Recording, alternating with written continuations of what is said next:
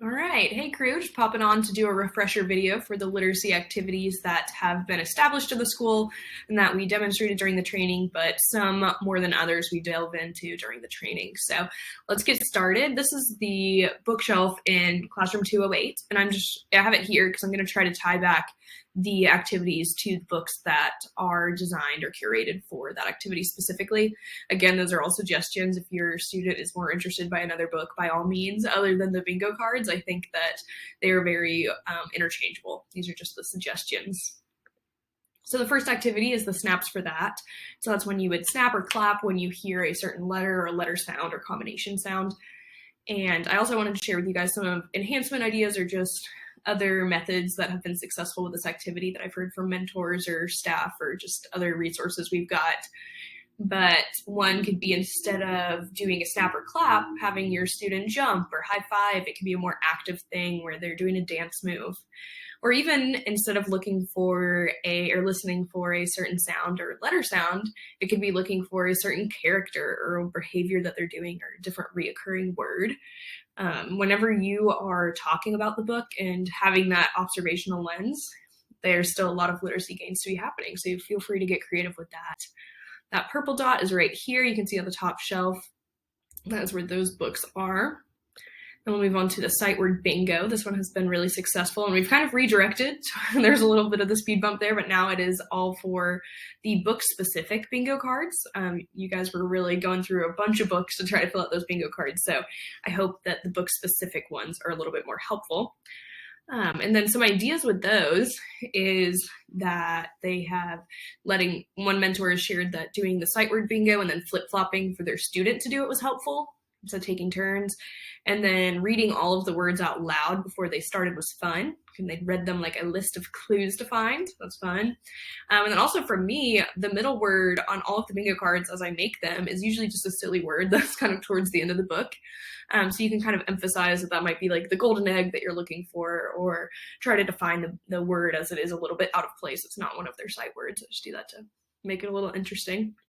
And so that's where these are. I don't know if you can see my mouse, but it's on the top in that bin. And so it's not necessarily in the shelf, but that's where those are stored, just to keep the bingo cards together with the book they're there for. So then we have me, then you. So that's kind of the natural way to read together, is that there's that certain cadence that you take turns flip-flopping who reads what. There's a lot of enhancement ideas for this. A lot of them, there's been a lot of reports of how helpful drawing has been, that allowing them to draw while I read really improved focus.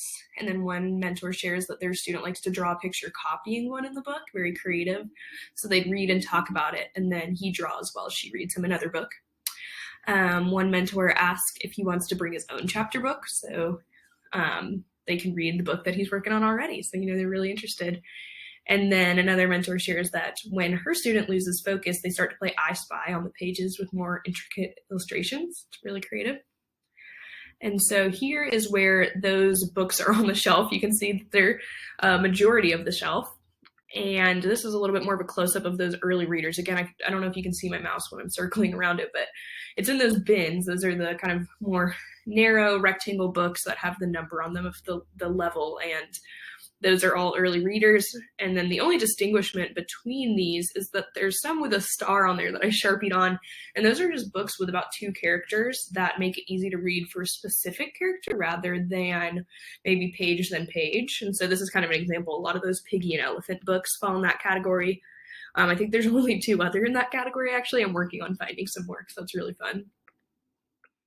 So then that leads us to expression. So this one also is a pretty open-ended one, a lot of room for creativity here. And so that was when we added the silly voice card. I think that's the next one. See where it is. There we go. And so that's just if you need a tangible thing or you're not as creative and it helps to have a reference, feel free to use that. Those are also in the mentor cabinet. But some ideas with this one is to ask your mentee what they think the character may sound like and why.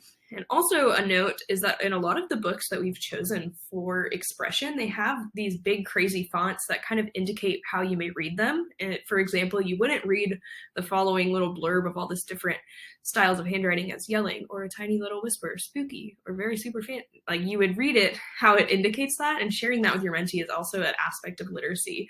Like a lot of reading comprehension depends heavily on your understanding of the world, and that would enhance that understanding for your student. So here they are in the bottom left corner. That's where those are hanging out, that kind of corally red color. And then last on our established ones is the question dice. I was trying to keep this under 5 minutes, sorry y'all. But this is the comprehension cube. And so there's the red dice for before, blue for during, and green for after. I know that's kind of hard to remember. I've been trying to post that more places. But some folks' ideas with this is that if a question is too difficult or doesn't apply directly to the book, that they make up their own. And so I put in some question ideas kind of just to jump off of if creativity, again, is a little bit difficult, especially in the moment with your kiddo. So I won't read through those. Feel free to pause if that's something that interests you.